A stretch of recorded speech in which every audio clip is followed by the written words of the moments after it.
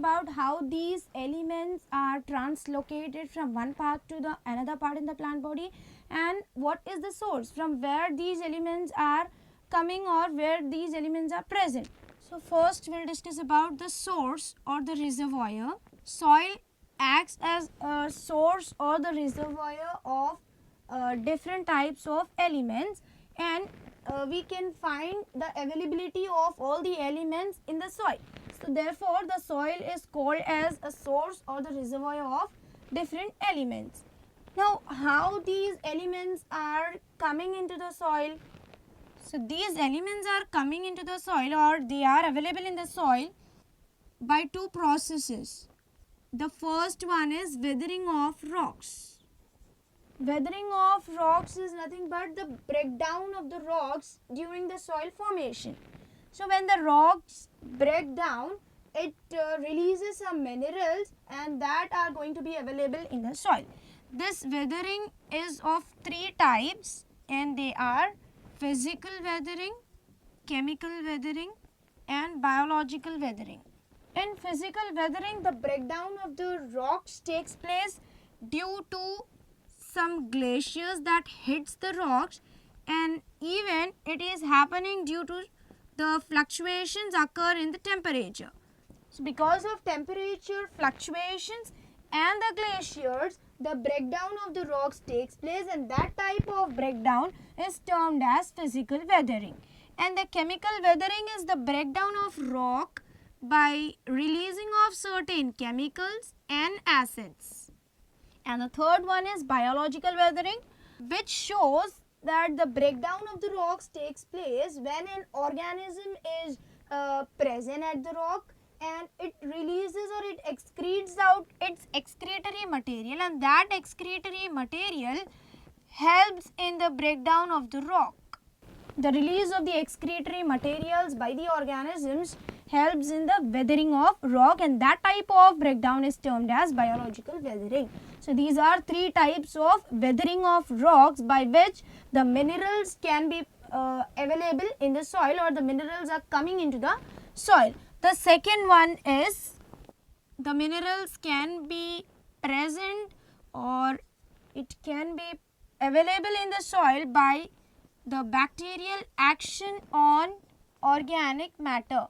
When the plants and animals died, the dead or the decaying matter which is present in the soil is going to be acted by some bacteria. When these bacteria are acted upon that dead material or the organic material present in the soil, it releases some compounds, and that compounds are nothing but the mineral ions. So in this way, the minerals are releases out in the soil, and the soil acts as a source or the reservoir of that mineral ions or the elements. The next one is translocation. In the earlier chapter, we have already discussed about the process of translocation. Once we will recall it, translocation is the transportation of water and the minerals from the soil to the different parts of the plant body. So the water and the minerals which is present in the soil is going to be absorbed by the root hairs, and then it is going to reach to the xylem vessels of the roots, and from that xylem vessels it is going to be transported or it is going to be translocated to the different parts of the plant body. And this translocation can be carried out through some specialized conductive tissues, and that are xylem and phloem. Xylem is responsible for the conduction of water and the minerals, and phloem is responsible for the conduction of food material. How we came to know that xylem is responsible for the translocation of minerals? So by experimenting with an isotope, with a radioisotope, we came to know that the radioisotopes detects the presence of the mineral ions in the xylem sap. So by this, we can conclude that xylem sap contains water and the minerals, and this water and the mineral ions are conducted or translocated to the different tissues of the plant body. In this way, the translocation takes place. Let us discuss about the mechanism of absorption of elements. The mechanism of absorption of elements can be understood by studying the two phases. The first phase shows the rapid movement of the ions or the rapid movement of the mineral ions into the free space of the cell. The first phase explains the rapid movement of the mineral ions into the free space, or we can say into the outer space of the cell. If we want to describe this first phase in one word, then we can say it as apoplastic pathway. The movement of the ions which takes place through apoplastic pathway is called as apoplast, and the apoplastic movement shows the water and the minerals which are present in the soil is conducted or it is transported to the free space or to the outer space of the cell wall. That means the water is going to move only through the cell wall or through the intercellular spaces. It do not crosses the membrane. It does not form the solution by moving into the cytoplasm. So the movement of the mineral ions or the water through the cell wall or through the intercellular spaces is going to be achieved by a pathway called apoplastic pathway, and therefore we call it as a process which is rapid, and it is a passive process which do not require any energy. This movement of the ions across the cell wall or through the cell wall is carried out without any expenditure of energy, so it is called as passive process. The movement of the ions are very fast, that's why we are calling it as rapid movement, and the movement of the ions can be seen from a region of higher concentration to the region of lower concentration till it reaches the equilibrium. So this apoplastic pathway shows the movement of the ions only into the outer spaces, it cannot cross the membrane. When we read about the second phase, it shows the slow movement of the ions into the inner space. And for this phase, if we want to explain this phase or name this phase in one word, then we can say it as symplastic pathway. Again, we'll take or we'll draw some cells of the plant. This is the cell wall which separates the two different cells, and by this symplastic pathway, the water and the mineral ions which are present in the soil is crossing the membrane and it enters into the cytoplasmic content of the cell and it forms the solution with it. So the movement of the water and the ions inside the cell is called as symplasm. This is going to be achieved by the expenditure of energy, so it is called as active process, and the movement of the ions or the water into the cell through symplastic pathway is slow. So it shows the slow movement of the ions and waters into the cell, and it is against the concentration gradient. So by apoplastic pathway, the movement of the ions is carried out only through the cell wall, and by symplastic pathway it is moving into the cell. The movement of the ions and water takes place into the cell and it forms a solution with the cytoplasm. So these are the two pathways by which the mechanism of absorption of elements takes place. And one more term that we need to remember while studying about the mechanism is flux. Flux is defined as the movement of ions, and when this movement of ions takes place into the cell, then it is called as influx. And when the movement of ions takes place out of the cell, when these ions are coming out of the cell, that condition is called as efflux. So this is about the mechanism of absorption of elements. Let us start a new topic, that is metabolism of nitrogen. Nitrogen is a macro element which is required in a larger amount by the plant body, and it involves in many functions which carried out in the plant body. So it is very essential to be absorbed by the plant tissues. This metabolism of nitrogen includes various steps. Let us discuss about the first one, that is nitrogen cycle. The nitrogen cycle shows the 5 steps reaction. The first one is nitrogen fixation, second one is nitrogen assimilation, the third step is ammonification, fourth one is nitrification, and the last step is denitrification. The 5 steps and that are nitrogen fixation, nitrogen assimilation, ammonification, nitrification, denitrification. These 5 steps constitutes the nitrogen cycle. The first step is nitrogen fixation, and in this step we are going to see how the nitrogen is converted into the usable forms.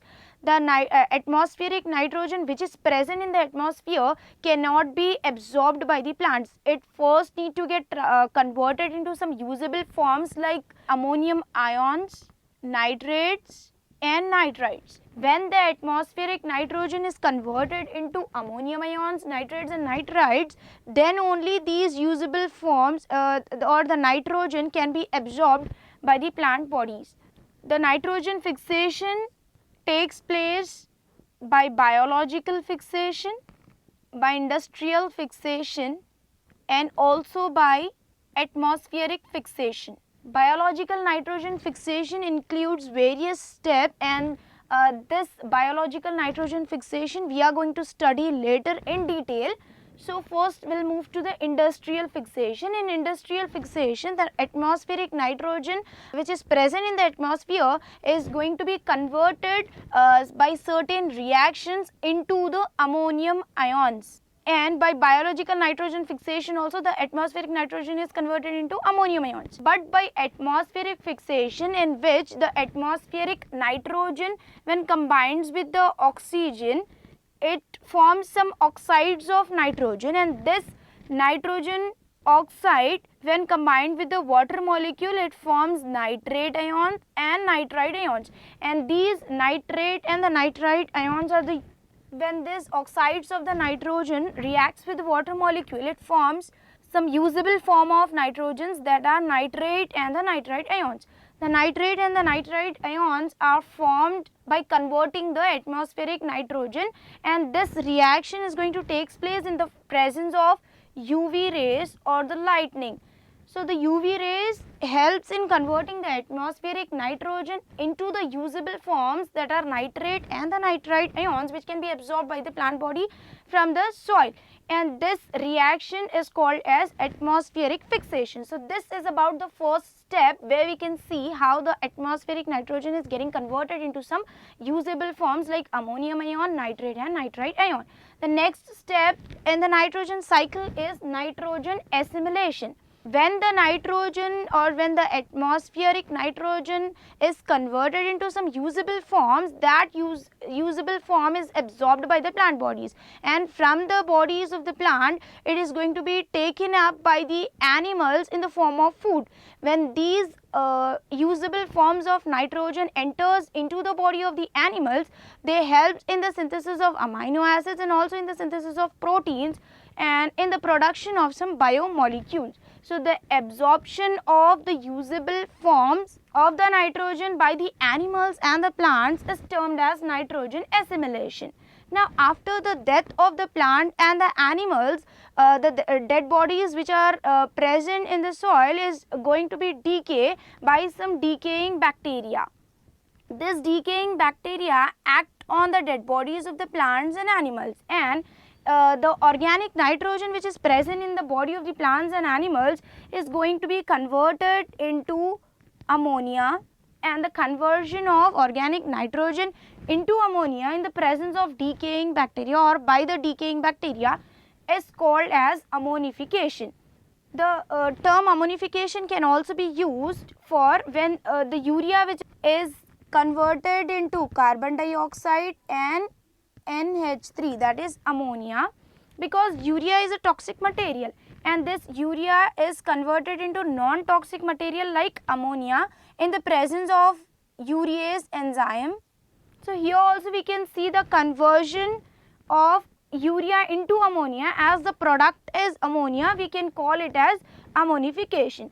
Then after the ammonification, after the production of ammonia, this ammonia can be converted into nitrates and the nitrite ions by certain reactions or by involvement of certain microorganisms like nitrosomonas helps in the conversion of ammonia into nitrate ions, and the organism like Nitrobacter acts on the ammonia and it is involving in conversion of ammonia into nitrate ions.